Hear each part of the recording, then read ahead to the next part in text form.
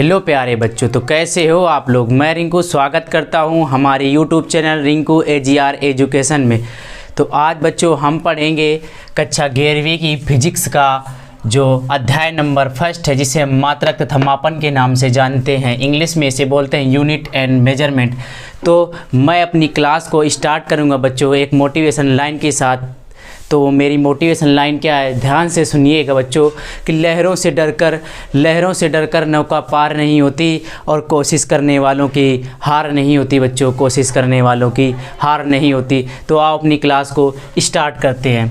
तो सबसे पहले हम जानेंगे इसमें बच्चों कि भौतिक राशियाँ क्या होती हैं। तो सबसे पहले हम क्या जानेंगे इसमें, तो हम जानेंगे कि भौतिक राशियाँ क्या होती हैं।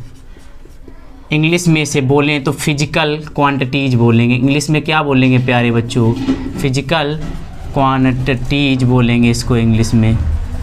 ठीक है, इसको इंग्लिश में क्या बोलेंगे, फिजिकल क्वांटिटीज़ बोलेंगे। तो जानते हैं इसे इंग्लिश में क्या बोलते हैं, इंग्लिश में बोलते हैं इसे फिजिकल क्वांटिटीज़। तो भौतिक राशियाँ किसे कहेंगे, तो ध्यान से सुनिएगा, वे राशियाँ जिनका मापन संभव हो, वे राशियाँ जिनका मापन संभव हो और जो भौतिकी की घटना की व्याख्या करती हों, और जो भौतिकी की घटना की व्याख्या करती हों उसे हम भौतिक राशियाँ कहते हैं। ज़रा बच्चों ध्यान से देखिएगा, बोर्ड की तरफ मैं लिख रहा हूँ, वे राशियाँ जो भौतिकी की घटना की व्याख्या करती हूँ तथा जिनका मापन संभव हो, तथा जिनका मापन क्या हो प्यारे बच्चों, संभव हो, जिसे हम माप सके, जिनका मापन संभव, उसे हम भौतिक राशि कहते हैं। उसे हम भौतिक राशियाँ कहते हैं। उसे हम क्या कहते हैं, भौतिक राशियाँ कहते हैं। वे राशियाँ जो भौतिकी की घटना की व्याख्या करती हों और जिनका मापन संभव हो उसे हम भौतिक राशि कहते हैं। क्या कहते हैं प्यारे बच्चों, भौतिक राशि कहते हैं। उदाहरण के तौर पर मैं 2, 4, 6 भौतिक राशियों को आपको लिख करके दिखाता हूँ। जैसे प्यारे बच्चों पहली भौतिक राशि मैंने लिख दी चाल, दूसरी लंबाई, तीसरी लिख दी मैंने त्वरण, क्या लिख दी, त्वरण, बल, वेग, संवेग, ये सब क्या हैं, सब भौतिक राशियाँ। क्या सर इतनी भौतिक राशियाँ होती हैं? नहीं प्यारे बच्चों, इतनी भौतिक राशियाँ नहीं होती, और भौतिक राशियाँ होती हैं, लेकिन कुछ 2, 4, 6 मैंने लिख दी हैं। इत्यादि आगे लिख देते हैं, क्या बच्चों लिख देते हैं, इत्यादि। ठीक है, बहुत सारी भौतिक राशियाँ होती हैं, समझ में आया। तो आगे भौतिक राशियाँ बहुत सारी होती हैं, ये इतनी ही नहीं होती, और होती हैं भौतिक राशियाँ, वो हम जानेंगे लेक्चर में, इसी लेक्चर में। ठीक है, अच्छा सर आप ये बता दीजिए कि भौतिक राशियाँ किन्हें हम भौतिक राशियाँ नहीं बोलेंगे। आपने बता दिया कि इन्हें भौतिक राशियाँ बोलेंगे, और आप ये भी बता दीजिएगा सर कि किन्हें हम भौतिक राशियाँ नहीं बोलेंगे। तो सुनिएगा ज़रा बच्चों, भौतिक राशियाँ किसे नहीं बोलेंगे, तो कौन सी स्टार मार करके लिखिएगा जो भौतिक राशियाँ नहीं हैं। जो भौतिक राशियाँ नहीं हैं, हंसना, रोना, और काम प्यार करना, दुखी होना,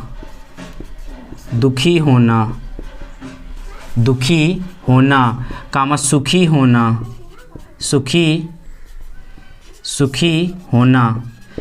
क्या है, ये भौतिक राशियाँ नहीं है। ये भौतिक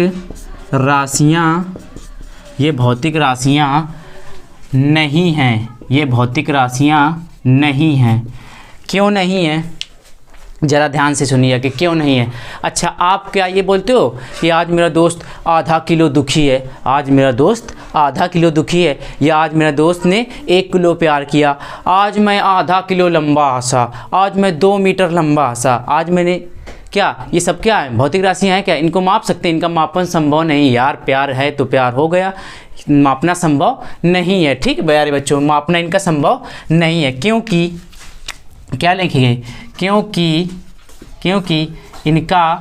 इनका मापन संभव नहीं है।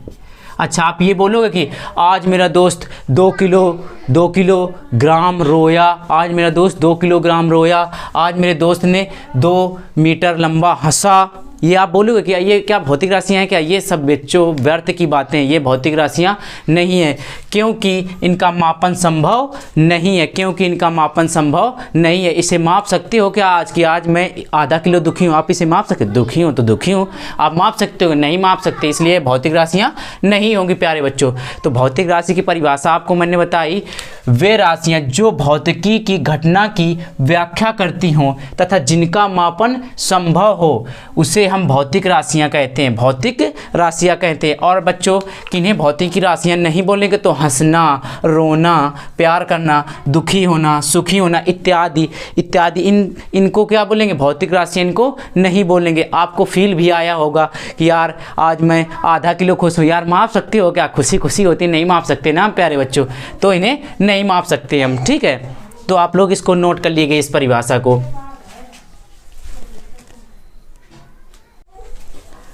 तो भौतिक राशियाँ 3 प्रकार की होती है बच्चों। कितने प्रकार की होती हैं भौतिक राशियाँ? भौतिक राशियाँ 3 प्रकार की होती है। देखो मैंने पीछे लिख रखी हैं भौतिक राशियाँ कौन कौन सी होती हैं। पहली मूलभूत राशियाँ, दूसरी व्युत्पन्न राशियाँ और तीसरी पूरक या अतिरिक्त राशियाँ, ठीक है। ये 3 प्रकार की राशियाँ होती हैं। तो जानते हैं बच्चों, पहली जिसे हम मूलभूत या फिर आधारभूत, क्या मूलभूत या आधारभूत राशि के नाम से जानते हैं, मूलभूत या आधारभूत राशि के नाम से जानते हैं। इसे इंग्लिश में क्या बोलते हैं बच्चों? तो इसे इंग्लिश में बोलते हैं फंडामेंटल क्वांटिटीज। क्या बोलते हैं बच्चों? Fundamental quantities. क्या बोलते हैं बच्चों? Fundamental quantities. इसे इंग्लिश में बोलते हैं फंडामेंटल क्वांटिटीज। प्यारे बच्चों, इंग्लिश और हिंदी में दोनों में जानते चलिएगा, हिंदी में और इंग्लिश में दोनों में समझते चलेंगे।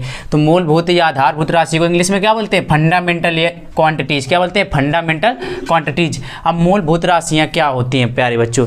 तो वे भौतिक राशियाँ जो किसी अन्य राशि पर निर्भर नहीं करती, वे भौतिक राशियाँ जो किसी अन्य भौतिक राशि पर निर्भर नहीं करती, अर्थात वे अपने आप में स्वतंत्र होती हैं, अर्थात वे अपने आप में स्वतंत्र होती हैं। उसे हम क्या कहेंगे? मूलभूत या आधारभूत राशियाँ कहते हैं। तो यहाँ पर मैं लिख देता हूँ, वे भौतिक राशियाँ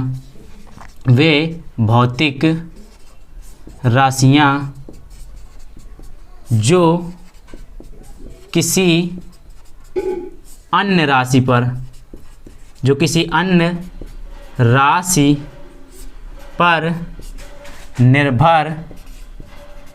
नहीं करती हैं, अर्थात वे अपने आप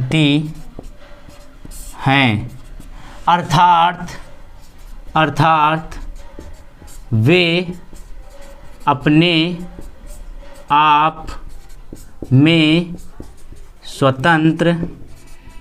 स्वतंत्र होती हैं, अर्थात वे अपने आप में स्वतंत्र होती हैं, अर्थात वे अपने आप में कैसी होती हैं? आज़ाद, स्वतंत्र होती हैं। उन्हें हम क्या कहते हैं? उसे हम मूलभूत या फिर आधारभूत मूलभूत या आधारभूत राशियाँ कहते हैं। क्या कहते हैं? मूलभूत या आधारभूत राशियाँ कहते हैं। तो आपको अभी फील दिलाऊंगा बच्चों, मूलभूत राशियाँ या आधारभूत राशियाँ क्या हैं। तो अच्छा ऐसे समझो, मैं जब मैं छोटा था तो मुझे पैसों की आवश्यकता होती, तो मैं किससे मांगता था? अपने पापा से। अब मैं बड़ा हो गया, अब मैं कमाने लगा, अब मैं आज़ाद, अर्थात अब मुझे नोटबुक की आवश्यकता होगी तो मैं पापा से मांगूंगा, अब मैं जाके खुद ले आऊँगा, अर्थात मैं किसी के ऊपर अब निर्भर नहीं हूँ, मैं अर्थात अपने आप में स्वतंत्र हूँ। तो वे भौतिक राशियाँ जो किसी अन्य राशि पर निर्भर नहीं करती, अर्थात वे अपने आप में स्वतंत्र होती हैं। कैसी होती है? अर्थात वे अपने आप में स्वतंत्र होती हैं। उसे हम क्या कहते हैं? मूलभूत या आधारभूत राशियाँ कहते हैं। ये प्यारे बच्चों 7 होती हैं मूलभूत या आधारभूत राशियाँ। कितनी होती हैं? 7 मूलभूत राशियाँ होती हैं। क्या होती हैं? मूलभूत राशियाँ 7 मूलभूत राशियाँ होती हैं। कितनी होती हैं? 7 मूलभूत राशियाँ होती हैं प्यारे बच्चों। कितनी राशियाँ होती हैं? 7 मूलभूत राशियाँ होती हैं, ठीक है। आप पूरे फिजिक्स में जितनी राशियाँ पढ़ोगे मूलभूत राशियाँ, वो 7 ही मूलभूत राशियाँ होंगी, ठीक है। तो जानते हैं ये कौन सी हैं 7 मूलभूत राशियाँ। तो आओ हम एक चार्ट के द्वारा चार्ट से समझते हैं। अब देखते हैं 7 मूलभूत राशियाँ कौन कौन सी हैं। तो पहली 7 में से पहली मूलभूत राशि है लंबाई। क्या है पहली मूलभूत राशि? लंबाई बच्चों, लंबाई है। ठीक है, लंबाई का मात्रक क्या होता है? मीटर। क्या होता है प्यारे बच्चों? मीटर। इसे स्मॉल m से प्रदर्शित करते हैं। इसका प्रतीक चिन्ह क्या होगा? स्मॉल m होगा। और दूसरी मूलभूत राशि क्या है प्यारे बच्चों? द्रव्यमान। क्या है? द्रव्यमान। क्या है दूसरी मूलभूत राशि? द्रव्यमान। क्या है प्यारे बच्चों? द्रव्यमान। इसका जो मात्रक होता है किलोग्राम होता है। क्या बच्चों? किलोग्राम होता है। इसका मात्रक क्या होता है? किलोग्राम। इसे केजी से प्रदर्शित करते हैं। इसे कैसे प्रदर्शित करते हैं? केजी से प्रदर्शित करते हैं। और तीसरा जो है मूलभूत राशियों में वो समय है प्यारे बच्चों, टाइम। ठीक है, इसे एस टाइम का मात्रक, देखो समय का मात्रक क्या होता है बच्चों? सेकंड। सेकंड समय का मात्रक क्या होता है? सेकंड। इसे किस चिन्ह से प्रदर्शित करते हैं? स्मॉल से, स्मॉल एस से। प्रतीक चिन्ह क्या है इसका? Small S. और जो चौथी मूलभूत राशि है जिसे हम विद्युत धारा कहते हैं। क्या कहते हैं? विद्युत धारा। इसका मात्रक क्या है बच्चों? इसका मात्रक है हमारा एम्पियर। एम्पियर। क्या मात्रक है? एम्पियर। इससे बच्चों कैपिटल ए से लिखते हैं। क्या करते हैं? इसे कैपिटल ए से लिखते हैं। इसे कैपिटल ए से क्यों लिखते हैं अभी मैं आपको बताऊंगा प्यारे बच्चों। और जो चौथी है, जो पांचवी, सॉरी चौथी तो हो गई, और पांचवी क्या है? पदार्थ की मात्रा। पदार्थ की मात्रा। जो पांचवी मूलभूत राशि है वो कौन सी है? पदार्थ की मात्रा। इसका जो मात्रक है प्यारे बच्चों मोल है। इसका मात्रक क्या है? मोल। MOLE। इसका मात्रक क्या है? मोल। इसे इसका प्रतीक चिन्ह क्या है? इसका प्रतीक चिन्ह MOL है केवल। क्या बच्चों? MOL है, ई नहीं लगाते। और जो छठी मूलभूत राशि है वो क्या है बच्चों? ज्योति तीव्रता। क्या है प्यारे बच्चों? ज्योति तीव्रता। क्या है बच्चों? जो छठी मूलभूत राशि है उसे क्या बोलते हैं? ज्योति तीव्रता। इसका मात्रक क्या होता है बच्चों? कैंडला। इसका मात्रक क्या होता है प्यारे बच्चों? कैंडला। इसका मात्रक क्या होता है? कैंडला। इसे CD से लिखते हैं प्यारे बच्चों। ठीक है, और इसका एक नाम और है प्यारे बच्चों, ज्योति तीव्रता या प्रदीपन तीव्रता। क्या बोलते हैं? प्रदीपन। ये भी लिख लीजिएगा, प्रदीपन तीव्रता। तीव्रता। ठीक है, ज्योति तीव्रता या प्रदीपन तीव्रता एक ही है। और जो सातवीं है बच्चों वो क्या है? तापमान। क्या है प्यारे बच्चों? तापमान। तापमान। इसका मात्रक क्या होता है प्यारे बच्चों? केल्विन होता है। क्या होता है? केल्विन। इसे किस से लिखते हैं? तो इसे कैपिटल के से लिखते हैं। ये भी बताऊं बच्चों इसे कैपिटल के से क्यों लिखते हैं प्यारे बच्चों, समझ में आया? इसे कैपिटल के से क्यों लिखते हैं? तो ध्यान से सुनना। जो ये स्मॉल ए है, विद्युत धारा का मात्रक एम्पियर होता है, और जिसका प्रतीक चिन्ह स्मॉल ए से हमने क्यों लिखा? स्मॉल ए से इसलिए लिखा क्योंकि इनके जो वैज्ञानिक का नाम है एम्पियर। ठीक है, आंध्र मेरी एम्पियर पूरा वैज्ञानिक का नाम था। जिन्होंने विद्युत धारा की खोज की थी उनका पूरा नाम क्या था? आंध्र मेरी एम्पियर। तो वैज्ञानिकों को सम्मान देने के लिए हमने क्या लिखा है? कैपिटल लेटर में लिखा है प्यारे बच्चों। वैज्ञानिकों को सम्मान देने के लिए, सम्मान क्या देने के लिए बच्चों? सम्मान देने के लिए। वैज्ञानिकों को सम्मान देने के लिए कैपिटल लेटर का प्रयोग किया है। क्या का प्रयोग किया है? कैपिटल लेटर का प्रयोग किया है प्यारे बच्चों। ठीक है, कैपिटल लेटर का प्रयोग किया है। ठीक है, समझ गए आप? तो इसको कैपिटल लेटर में हमने क्यों लिखा था? क्योंकि वैज्ञानिकों को सम्मान देने, जिन्होंने विद्युत धारा की खोज की थी उस पूरे वैज्ञानिक का नाम था प्यारे बच्चों आंध्र मेरी एम्पियर। इसी पात्र का तापमान का केल्विन। और इसे कैपिटल के से क्यों लिखते हैं? क्योंकि वैज्ञानिकों को सम्मान देना था हमको। तो ये हो गई हमारी 7 मूलभूत राशियाँ। अब बच्चों हम पढ़ते हैं अगली, जो हमारा अगला क्या था? व्युत्पन्न राशियाँ। व्युत्पन्न राशियाँ पढ़ने से पहले हम क्या पढ़ लेंगे प्यारे बच्चों? व्युत्पन्न मूलभूत, जो इनके मात्रक हैं, इनके मात्रक को क्या बोलेंगे? मूलभूत मात्रक। जब राशियां हैं तो इनके, ये मूलभूत राशियां हैं तो इनके मात्रक क्या होंगे? मूलभूत मात्रक। तो मूलभूत मात्रक क्या होते हैं वो सुन लीजिएगा जरा, मैं लिखूंगा नहीं अगले वाले टॉपिक पे। ठीक है, तो मूल मात्रक क्या होते हैं? मूल मात्रक वे मात्रक, सुनना, वे मात्रक जो किसी अन्य मात्रकों पर निर्भर नहीं करते। वे मात्रक जो किसी अन्य मात्रकों पर निर्भर नहीं करते उसे हम क्या कहते हैं? मूलभूत मात्रक कहते हैं, मूल मात्रक कहते हैं। समझ में आया प्यारे बच्चों? तो हम पढ़ेंगे व्युत्पन्न राशियां। तो आओ बच्चों व्युत्पन्न राशियां देखते हैं। तो अब पढ़ेंगे क्या? व्युत्पन्न राशि। व्युत्पन्न राशियाँ, इसे इंग्लिश में बोलते हैं क्या? Drive quantities. ये क्या होती है व्युत्पन्न राशियाँ? तो वे राशियाँ जो मूलभूत या आधारभूत राशियों पर निर्भर करती हैं उसे हम क्या कहते हैं? व्युत्पन्न राशियाँ कहते हैं। वे राशियाँ जो मूलभूत या आधारभूत राशियों पर निर्भर करती हैं उसे हम क्या कहते हैं? व्युत्पन्न राशियाँ कहते हैं प्यारे बच्चों। क्या कहते हैं? व्युत्पन्न राशियाँ। तो मैं यहाँ पर परिभाषा लिख देता हूँ, वे भौतिक राशियाँ लिख लो, वे भौतिक राशियाँ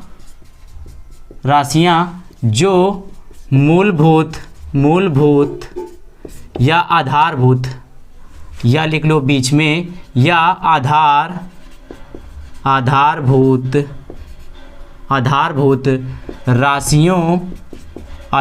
राशियों पर निर्भर करती हों। वे भौतिक राशियाँ जो मूलभूत या आधारभूत राशियों पर निर्भर करती हों उसे हम क्या कहते हैं? व्युत्पन्न राशियाँ कहते हैं। क्या कहते हैं? व्युत्पन्न राशि। या फिर किसी अन्य राशि पर निर्भर करती हूँ, यानी कि किसी राशि पर निर्भर करेंगे। जैसे जब पहले मैं छोटा था तो मैं अपने पापा मम्मी के ऊपर निर्भर था, कोई मुझे चीज़ की आवश्यकता होती तो मैं पापा से पैसे मांगता था, तो वही चीज़ है ना, मैं निर्भर हूँ ना किसी चीज़ पर। तो ये भी राशियाँ कैसी होती हैं? किसी अन्य राशि पर निर्भर होती हैं, या मूलभूत या किसी अन्य राशि पर निर्भर होती हैं। वे भौतिक राशियाँ जो मूलभूत या आधारभूत राशि पर निर्भर होती हैं या फिर अन्य किसी राशि पर निर्भर होती हैं, या फिर अन्य किसी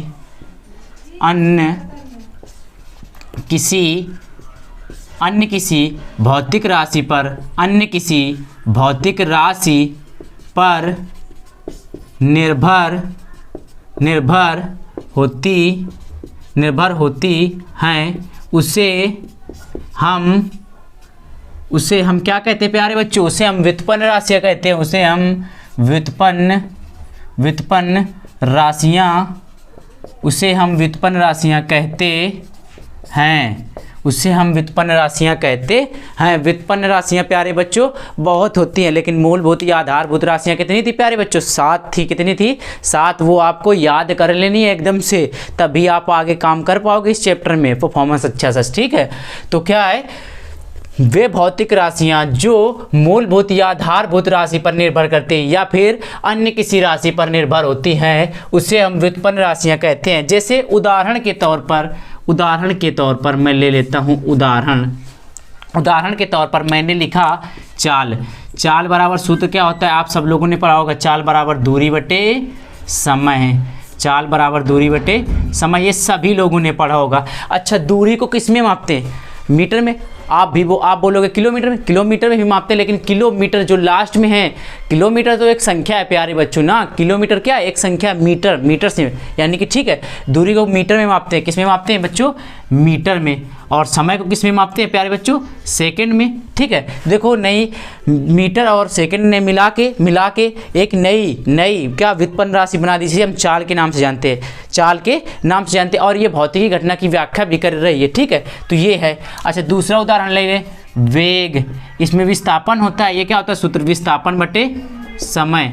इसमें दिशा होती है विस्थापन बटे समय। आप जब सदिश चैप्टर में आपको पढ़ाऊंगा ना, उसमें आपको क्लियर हो जाएगा। ठीक है, और इसी तरह तमाम काफ़ी ले लेते हैं। संवेग हो गया, त्वरण हो गया, बल हो गया, ठीक है, इत्यादि करके, बस इत्यादि काफ़ी हैं, बहुत सारी होती हैं। ठीक है, तो आप समझ गए व्युत्पन्न राशियाँ क्या होती हैं? वे भौतिक राशियाँ जो मूलभूत या आधारभूत राशियों पर निर्भर होती हैं या फिर किसी अन्य राशि पर निर्भर करती हैं उसे हम क्या कहते हैं? व्युत्पन्न राशियाँ कहते हैं। उदाहरण के तौर पर मैंने आपको 2-4 व्युत्पन्न राशियाँ लिख दी हैं प्यारे बच्चों, 2-4 व्युत्पन्न राशियाँ लिख दी हैं, आप लोग देख सकते हो। ठीक है, ये हैं हमारी व्युत्पन्न राशियाँ। और जो हमारी लास्ट बची भौतिक राशियाँ, कितने प्रकार थे? भौतिक राशियों के 3 प्रकार थे। पहला प्रकार कौन था? मूलभूत या आधारभूत। दूसरा व्युत्पन्न राशियाँ। व्युत्पन्न राशियाँ भी खत्म हो गई। अब तीसरा जो है उसे हम पूरक राशियाँ या अतिरिक्त राशियों के नाम से जानते हैं, जिसे इंग्लिश में बोलते हैं सप्लीमेंट्री क्वांटिटीज। तो आओ वो भी देखते हैं प्यारे बच्चों।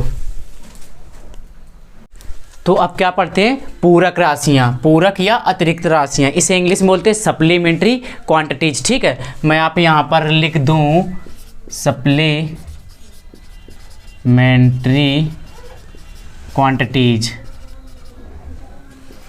क्वांटिटीज। क्या बच्चे बोलते हैं? सप्लीमेंट्री क्वांटिटीज, इंग्लिश में से क्या बोलते हैं, सप्लीमेंट्री क्वांटिटीज, पूरक राशियों को। ठीक है, अब पूरक राशियाँ प्यारे बच्चों दो प्रकार की होती हैं। पूरक राशियाँ कितने प्रकार की होती हैं, दो। एक होती है कोण, जिसे हम बोलते हैं इंग्लिश में बच्चों एंगल, क्या बोलते हैं, एंगल। और जो दूसरी होती है उसे हम बोलते हैं ठोस कोण, क्या बोलते हैं, ठोस कोण, क्या बोलते हैं प्यारे बच्चों, ठोस कोण। इंग्लिश में इसे बोलते हैं सॉलिड एंगल, सॉलिड एंगल, क्या बोलते हैं, सॉलिड एंगल। तो देखते हैं बच्चों, ठोस कोण और कोण पूरक राशियों के दो पार्ट होते हैं। पहला पार्ट कोण और दूसरा पार्ट सॉलिड कोण, यानी कि ठोस कोण। समझ में आया प्यारे बच्चों। तो कोण क्या होता है, कोण क्या होता है, देखना कोण इस प्रकार से बनता है। ये यहाँ पर थीटा बनेगा, थीटा कोण को किससे डिनोट करते हैं, थीटा से।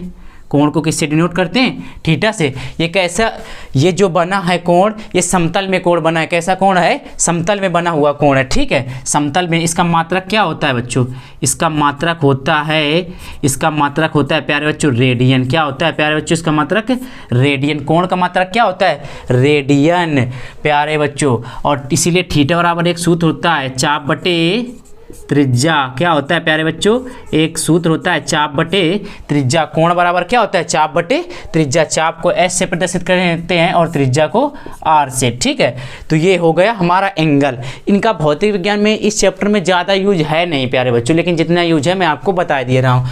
अच्छा, अब आ जाते हैं ठोस कोण पर। ठोस कोण क्या होता है, अच्छा आपने वो सॉफ्टी वाली कुल्फ़ी खाई है, जो आइसक्रीम आती है सॉफ्टी वाली। देखो मैं बनाता हूँ यहाँ पर उसका डायग्राम। सॉफ्टी वाली कुल्फ़ी,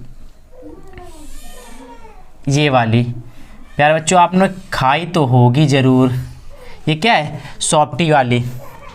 और ये वाला क्षेत्र, इस वाले क्षेत्र को बच्चों हम डेल्टा ओम्स, या सॉरी डेल्टा ओम नहीं, डी ओम से प्रदर्शित करते हैं। किससे, डी ओम से। इस वाले क्षेत्र को डी ओम से। ठीक है, और इसको मान ले प्यारे बच्चों कि ये क्षेत्र क्या है, डी ए है। तो हमारा एक सूत्र निकल के आ जाता है प्यारे बच्चों, हमारा एक सूत्र निकल के क्या आ जाता है प्यारे बच्चों, डी ओम बराबर आ जाता है D A upon R square. क्या निकल के आ जाता है प्यारे बच्चों, D A upon R square. ये फार्मूला निकल के आ जाता है ठोस कोण का। ठीक है, ये ज़्यादा यूज, इनसे क्वेश्चन बहुत कम पूछे जाते हैं, बोर्ड पेपर में हो या फिर IIT JEE में हो, बहुत कम ही प्रश्न पूछे जाते हैं इनसे। नाम मत आ जाए तो बहुत अच्छी बात है, आते ही नहीं है ये पहली बात तो। ठीक है, अब बच्चों इसके बाद क्या जानेंगे, अंतर्राष्ट्रीय प्रणाली क्या होती है। तो अंतर्राष्ट्रीय प्रणाली के बाद में जानते हैं प्यारे बच्चों। ठीक है, तो प्यारे बच्चों क्या पढ़ेंगे अब, मात्रकों की अंतर्राष्ट्रीय प्रणाली। तो मात्रकों की अंतर्राष्ट्रीय प्रणाली क्या है, तो ध्यान से सुनना, एक स्टोरी है प्यारे बच्चों। ठीक है, तो बहुत वर्षों पहले जो हमारा मापन प्रणाली थी वो अलग अलग देशों की अलग अलग थी, अलग-अलग देशों की अलग-अलग थी। जैसे मैं भारत में हूँ तो भारत की अलग, इंग्लैंड की अलग, ब्रिटिश की अलग, फ्रांस की अलग। तो क्या मात्राओं की अंतर्राष्ट्रीय प्रणाली जो थी पहले वो तीन थी। कितनी थी प्यारे बच्चों, तीन थी। कितनी थी, तीन, जो विभिन्न देशों में चला करती थी। और भी सारी होंगी लेकिन तीन हैं जो आपकी बुक में हैं, उनको हमको जानना है प्यारे बच्चों। ठीक है, तो अलग अलग देशों में अलग अलग मापन प्रणालियाँ चलती थी। तो सभी वैज्ञानिकों, भाई इसमें क्या होता था, व्यापार करने में दिक्कतें मिलनी थी। अगर मान लो हमारे भारत में लंबाई को मापते हैं मीटर में और इंग्लैंड में मापते हैं किस में, इंग्लैंड में मापते हैं फुट में, कितने फुट। तो अब मान लो वहाँ से हमको व्यापार करना है या कुछ मंगवाना है, तो हम वो लोग लंबाई नहीं जानते और हम लोग फुट नहीं जानते थे। इसलिए सभी वैज्ञानिकों ने एक जगह एकत्रित होकर के एक मीटिंग अरेंज की। उस मीटिंग में उन्होंने डिफेंड किया या बात की, उन्होंने बात की कि एक ऐसी प्रणाली लाते हैं कि जो सबके यहाँ लागू हो, सबके यहाँ, हर एक देश में, कि तेरे देश में क्या पकता है, तेरे देश में क्या पकता है, उससे मतलब नहीं है, सब लोग इसी का पालन करेंगे। तो उसी को अंतर्राष्ट्रीय प्रणाली नाम दे दिया गया, SI पद्धति के नाम से जिसे जानते हैं, सिस्टम इंटरनेशनल। ठीक है, तो जो कुछ बहुत वर्षों पहले जो तीन राशियाँ तो तीन मापन प्रणालियाँ चलती थी उनको जरा जान लेते हैं। तीन मापन प्रणालियाँ कौन थी, जिसे पहले मैं लिखूँ प्यारे बच्चों, तो पहली जो थी CGS प्रणाली। क्या थी प्यारे बच्चों, CGS प्रणाली। ठीक है, कौन थी, CGS प्रणाली। ठीक है, CGS प्रणाली का इसका पूरा नाम क्या है बच्चों, इसका पूरा नाम क्या है प्यारे बच्चों, तो देखना ध्यान से, इसका पूरा नाम क्या हो जाएगा, सेंटीग्राम सेकेंड, सेंटीमीटर कर लें पूरा, सेंटीमीटर, ग्राम और सेकेंड, सेंटीमीटर, ग्राम, सेकेंड। और इस प्रणाली सीजीएस प्रणाली सीजीएस जो प्रणाली थी ये कहाँ चलती थी? पहले फ्रांस में चलती थी। इसे फ्रांसीसी प्रणाली के नाम से भी जाना जाता है। किस नाम से? फ्रांसीसी प्रणाली के नाम से इसे जाना जाता है। किस नाम से? उसको लिख देते हैं हम प्यारे बच्चों, फ्रांसीसी प्रणाली। सॉरी बच्चों, यहाँ पर हमने प्रणाली में ये हटा देते हैं, ठीक है। फ्रांसीसी प्रणाली से, इसे किस नाम से जानते हैं? फ्रांसीसी प्रणाली, क्योंकि ये पहले कहाँ चलती थी? फ्रांस में चलती थी प्यारे बच्चों। कहाँ चलती थी? फ्रांस में चलती थी। मज़ा आ रहा है आपको? चलो देखो, ध्यान दो इधर फिर। और दूसरी हमारी क्या है बच्चों? एफपीएस। इसका पूरा नाम क्या है बच्चों? इसका पूरा नाम है बच्चों, इसका फुट पाउंड सेकेंड। क्या नाम है इसका पूरा? फुट पाउंड और सेकेंड, फुट पाउंड सेकेंड। इसका पूरा नाम क्या है प्यारे बच्चों? Foot pound second. इसका पूरा नाम फुट पाउंड सेकेंड। और ये पहले कहाँ चलती थी बच्चों? ये पहले ब्रिटिश में चलती थी। कहाँ चलती थी? ब्रिटिश में। कहाँ चलती थी? ब्रिटिश प्रणाली। इसे ब्रिटिश प्रणाली के नाम से भी जानते हैं। और जो तीसरी पहले चला करती थी उसका नाम क्या है बच्चों? MKS। इसका पूरा नाम क्या होगा? इसका पूरा नाम क्या हो? Metre kilogram second. क्या होगा प्यारे बच्चों? मीटर किलोग्राम और सेकेंड। इसका पूरा नाम क्या है बच्चों? Metre kilogram second. इसका पूरा नाम क्या हो जाएगा? Metre kilogram second. ये भी पहले चला करती थी, ठीक है प्यारे बच्चों। और इसे किस नाम से जानते हैं? इसे मैट्रिक प्रणाली के नाम से भी जानते हैं। मैट्रिक प्रणाली के नाम से भी जानते थे। किस नाम से जानते थे प्यारे बच्चों? मैट्रिक प्रणाली के नाम से भी जानते थे। तो वो भी हमने लिख दिया। तो जान लिया, जो बहुत वर्षों पहले कितनी 3 प्रणालियाँ चलती थी मापन की। कितनी प्रणालियाँ चलती थी? 3। अब तो चलती है 1। इन तीनों को मिला करके, या इन तीनों से बातें जो वैज्ञानिकों ने मीटिंग की, उन मीटिंगों ने उन्होंने एक अंतर्राष्ट्रीय प्रणाली बनाई जिसे हम SI से प्रदर्शित करते हैं, सिस्टम इंटरनेशनल प्रणाली। ये क्या है? तो सिस्टम इंटरनेशनल में किस प्रकार से मेजरमेंट होता है? तो देखो, सिस्टम इंटरनेशनल में जो हम प्यारे बच्चों लंबाई को प्यारे बच्चों किस में मापते हैं? सिस्टम इंटरनेशनल में मीटर में मापते हैं प्यारे बच्चों, मीटर में। और जो द्रव्यमान होगा उसको किस में मापेंगे? द्रव्यमान को किलोग्राम में। किस में? किलोग्राम में। और जो समय होगा उसको किस में मापेंगे? समय को मापेंगे सेकंड में। किस में मापेंगे प्यारे बच्चों? सेकंड में। यानी कि MKS पद्धति,